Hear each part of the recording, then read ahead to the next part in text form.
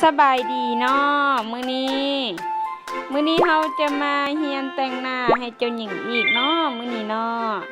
มาเลยจะให้น้องไข่มุกเป็นคนแต่งเนาะมื้อนี้เนาะมาเลยทำอิฐนี่เราจะใส่ครีมมาร์กหน้ากันเนาะครีมมาร์กหน้าว้าวสีอย่างเนาะนี่เนาะสีเพอร์โพลเนาะตามด้วยการล้างหน้าเนาะล้างหน้าแล้วก็ใส่สบู่เนาะเอาสบู่มามาร์กอีกทีหนึ่งเนาะว้าวใบหน้าจะได้เป็นหน้าที่งดงามที่สุดเลยล้างออกเนาะเดี๋ยวจะมีสิวในหน้าเดี๋ยวเราจะมาลบขนคิ้วกันเนาะมันมีขนคิ้วที่บ่ทันเพียงเนาะมาเลยน้องไข่มุกเป็นคนแต่งหน้าเด้ออะไรเด้อเข้ามาตกมา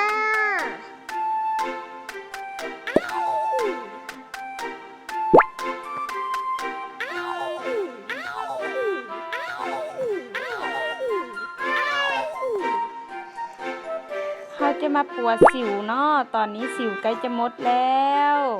งามอีหลีเนาะบัดนี้ใบหน้าของเจ้าหญิงของเฮาเนาะกดเข้าไปเนาะยังเหลืออีก 2-3 เม็ดจำนั้นนึงมาเลยว้าวสำเร็จแล้วเนาะวันนี้เราจะมาบำรุงหน้าก่อนหน่อยนึงมันนวดหน่อยนึงเนาะแล้วเราจะมาอย่างมาร์กอีกทีนึงเอาเลยทาเลยทาทั่วหน้าเลยเด้อเย้สำเร็จแล้วเราจะมาล้างด้วยน้ำเนาะต่อไปเนาะเราจะเอามาแต่งเนาะมาวางใส่ตาเนาะเพื่อให้ตาสว่างใสงามมาอบไอ้น้ำเนาะอีกเพื่อนึงงามบอน้องไข่มุกงาม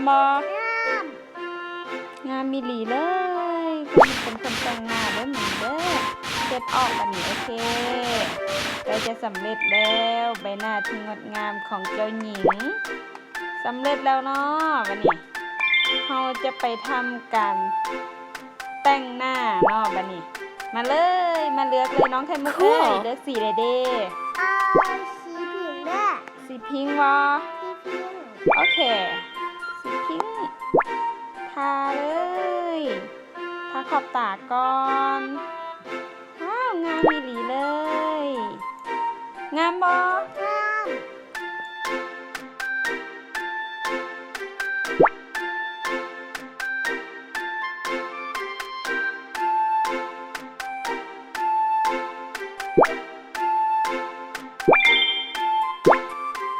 มาทาลิปสติกเนาะเฮามาเบิ่งสีแดงก็เนาะมันสีเข้ากันบ่หรือเฮาจะมาเลือกสีอื่นอีกมาลองหลายๆสีเนาะ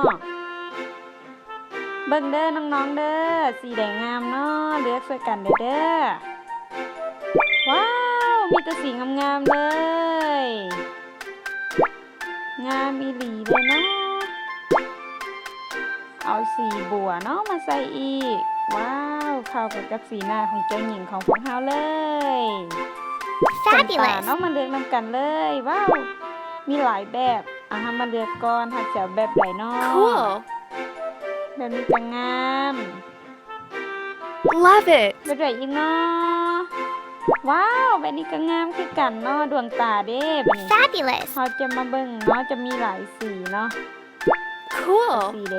ให้เจ้าหญิง Love it งามมือนี่ว้าวหวานนี่ดีสีบัวเนาะ Cool Love it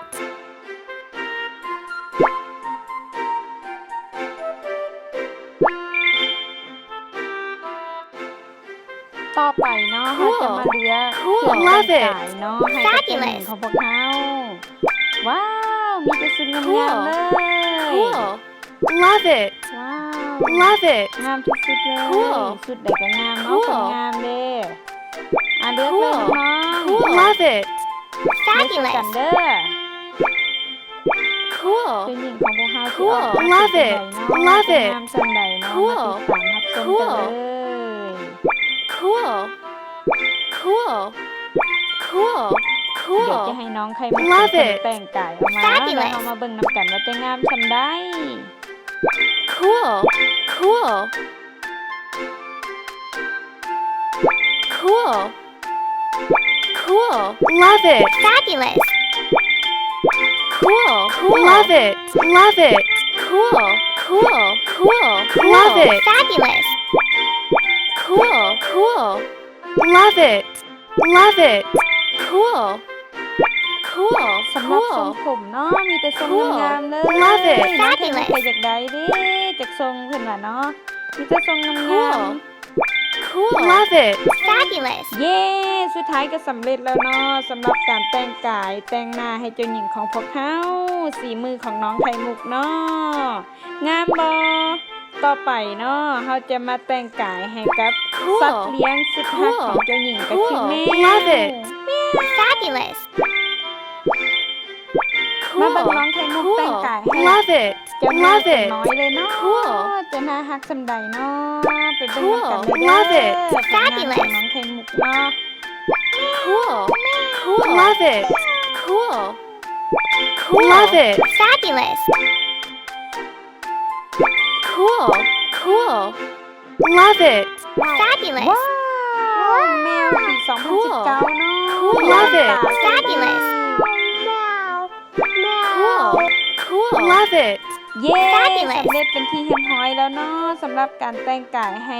เจ้าแมวสัตว์เลี้ยงของเจ้าหญิง ต่อไปเนาะต่อไปเฮาจะเชิญเจ้าหญิงไปพบกับเจ้าทรายเลย เย้สัตว์เลี้ยงก็อยู่ทางข้างงามบอเพื่อนๆขอบใจเด้อที่ติดตามรับชมบ๊ายบาย